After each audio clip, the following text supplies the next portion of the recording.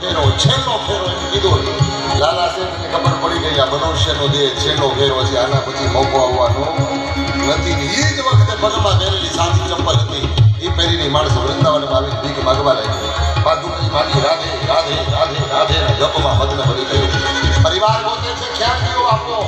આટલી કરોડોની મિલકત છોડીને નીકળી ગયો. સમાચાર મળ્યા કે તારવાનો બાપ તો વૃંદાવનની ગલીઓમાં ભીખ માગે આવે છે. બાપા અમારાથી ભૂલ થઈ ગઈ. પુત્રવતી કોઈ કોણા પાથરા કાંઈ ભૂલ થઈ ગયો તો બાપ કરજો કે કાંઈ ભૂલ નથી થઈ તો શું થયું કે મને ખબર પડી ગઈ એની જે છેલ્લો ફેરો છે એની ખબર પડી ગઈ. એટલે એ જ વખતે છોડીને નીકળી ગયો આ વૈરાગ છે. અને આપણે વૈરાગની વાતો કરીને વીડી જોડી લેતા જઈએ ઉભા થવાની. હા